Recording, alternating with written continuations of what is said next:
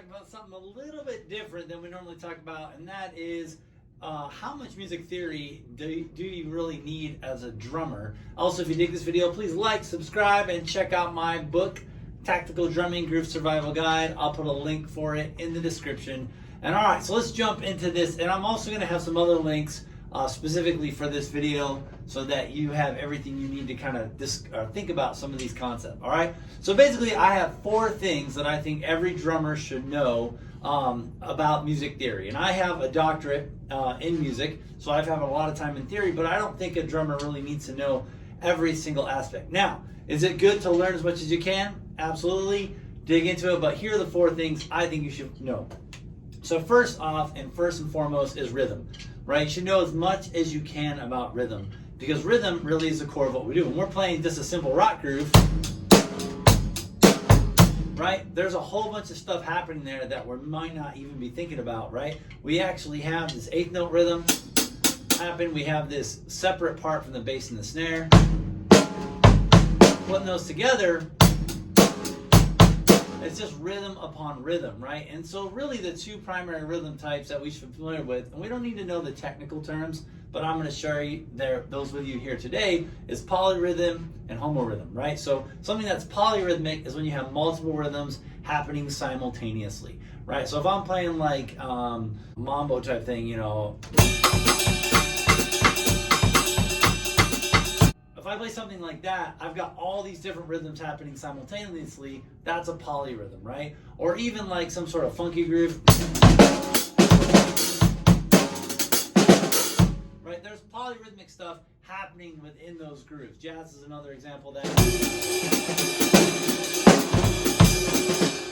But something that is homorhythmic is something where all the parts kind of match together. And the reason I bring this up is because we actually have a very important relationship with the other rhythmic instruments, the bass player especially, and also what's happening in the guitar. I'm going to show you a couple little things on guitar. I'm not a guitar player, but to show you some basic concepts. And one of the things I do want to note is the other thing is something that's homorhythmic means that the rhythms are lining up basically exactly the same. Right, so if we're playing something like rock music does this a lot, where you've got like in the bass dum dum dum dum dum, this kind of this rhythm that's dun dun dun dun dun. Well, my drumming is probably going to be dun, dun, dun. It's going to match what's happening there. So if the drums are masking or matching the rhythm in the guitar or the bass, that's homorhythmic, right? It's all the same rhythm simultaneously, and that's important for certain styles. Country is another example of that, like old school country, boom, boom, boom, boom, boom, boom. And the guitar's playing bop, bop. You got those together. Right? So those things coming together creates this homorhythmic type of feel. And the last thing I want to talk about rhythm is I actually think drummers should know as much as they can about rhythm, right? We work in the world of syncopation a lot, which is where rhythms are occurring off the beat.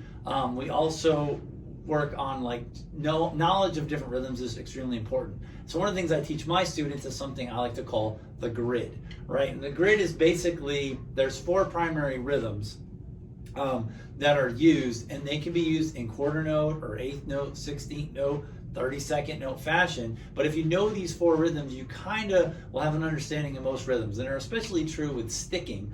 And I'll put the grid in an article that I'm writing on this exact same topic, and I'll put a link for it in the description on basically the kind of theory drummers should know. But the grid is very simply this, right? So if you take a pattern of 16th notes, right, 1 eanda, 2 eanda, 3 eanda, 4 eanda, right, you basically are going to offset and take away different 16th notes, and or an 8th note or whatever. And again, I'll put a link for this in the description where you can look at this on Musically if you want to. But basically the grid sounds like this: 2, 3, it goes.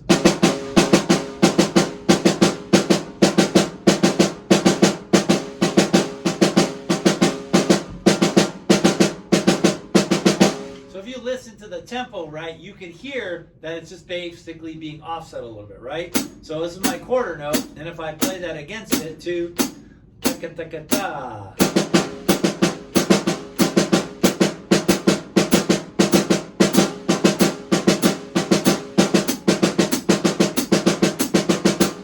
And really, almost everything we play is really some combination of those, right? It could be right? And we put those, even the mambo that I played earlier, the pattern that I played in the ride cymbal was actually this rhythm, right? Or it's a slight combination of it. And that's just a 16th note pattern. So the more you know about those rhythms and this kind of grid concept, the better you'll be situated to be a master, if you will, of rhythm, which is really our gig. All right, the next thing is melodic phrasing, right? So that was number one, was rhythm. Number two, melodic phrasing. And why do drummers need to know melody? Well, that's the essence of a song. So if we know what's happening in the melody, it also allows us to know when are we supposed to fill. When am I supposed to change my groove? When am I supposed to change the colors and timbre, the sound qualities, right? When do I go from hi-hat to ride cymbal, right? And so if I think about like the most famous songs ever, right? Like, Let It Be, for example. Bum ba dum ba dum bum ba da ba da ba ba da ba da. You can hear that there's like this phrase.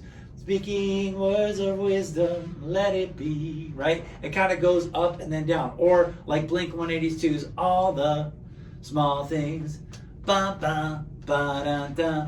There's this phrase that goes with it. Or, I don't know, what's another one? Jolene by Dolly Parton. Jolene, Jolene, Jolene, Jolene. You can hear that there's ba da da da bum ba da bum bum ba da dum. There's this phrase, a phrase that tells us where the melody starts and ends, and that tells us what to do musically, right? So if we're playing a song, we know that the length of the phrase is going to dictate, maybe I'm going to put a fill on the end.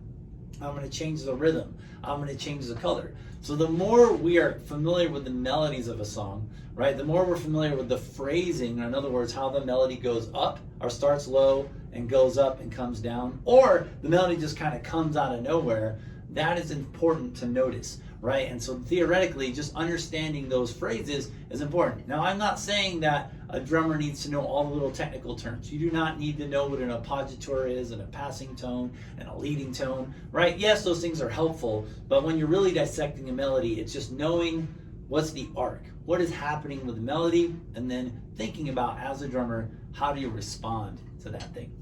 All right, third thing, and this is the one that I think is important for our ears, and that is understanding chords and cadences. And what I mean by that is drummers should really actually understand, or have a good understanding, and all musicians should, but you should know the difference between qualities of chords, right? So a major chord, excuse my crude guitar playing, but major chord, and then knowing that versus a minor chord, and that, of course, even versus a seventh chord. And the reason I bring that up is because when we're playing different styles, or those cadences tell us the quality of what's going on, right? So if I'm playing,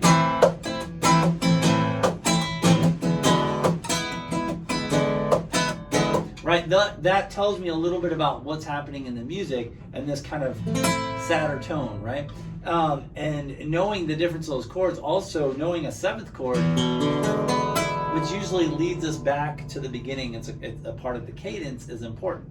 So now with cadences, understanding and hearing when a phrase or a part of the music is going to repeat, right? If I take a simple progression like a typical pop chord progression would be one chord to the 5 chord, then to the 6 chord, then to the 4 chord.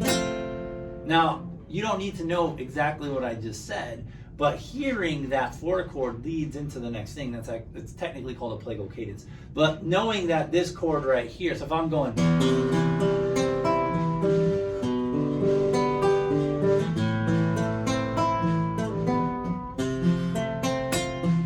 that makes me want to go back to that first chord, right? Or another example of a progression would be 1, 6, 5, and then 4, then 5. So if I'm playing again that 1 chord to the 6, now my 4, then 5, back to the 1. So those are just 2 examples of, I can hear that the cadence, that chord right before the end, right, this, or the 7th chord, makes me want to now go to 1. So knowing the chord quality is just simply major, minor, 7s, And then basic chord progressions that are for the song, and being able to hear that will help you. And I'm not saying you need to know all the technical aspects, but if you know major, minor, and you can hear the progression of a song, that will be very, very powerful as a drummer. And the last thing, and this is maybe one of the most important in the world, and one that I think it gets overemphasized a little bit, but it has merit.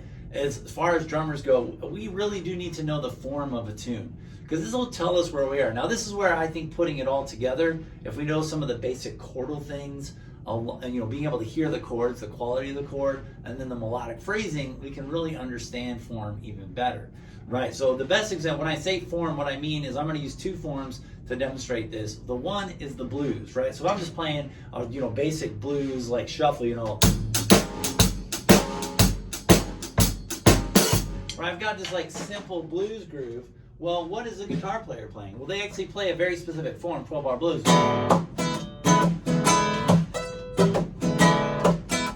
Then they change chords. Then they go back to one chord.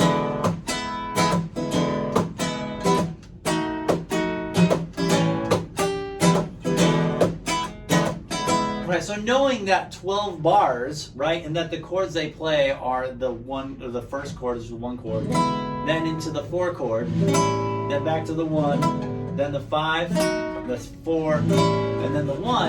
If I know that, I'm never ever going to get lost in the form, and I'm going to be able to react to where the fills are, who the next soloist is. I'm going to be able to anticipate what's happening in the music.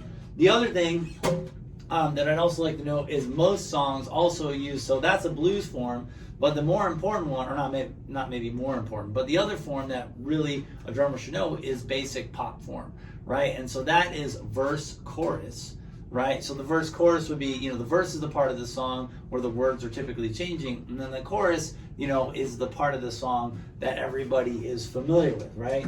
So, and I'm sure you guys are familiar with this, but basically I know that when the verse is coming, I'm playing kind of low.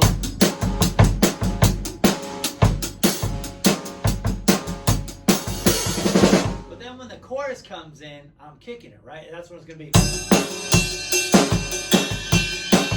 And that's the part that everybody knows, the part that people are going to rock out and sing to, right? And so knowing the difference between the verse and the chorus, that's form.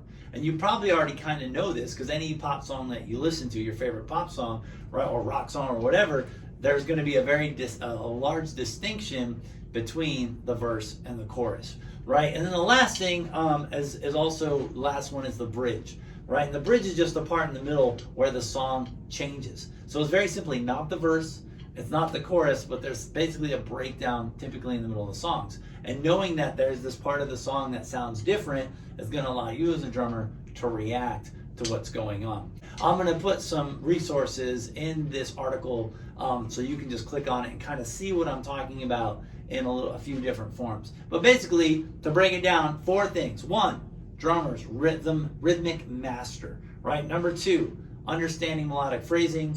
Number 3, chords and cadences to a basic level. And the third thing is knowing form, because that's really a lot of what we do, is when the form changes or when we get to the next part of the music, we change it up as drummers, all right? And so I'm going to just jam a little bit for you on the way out, and that's basically it.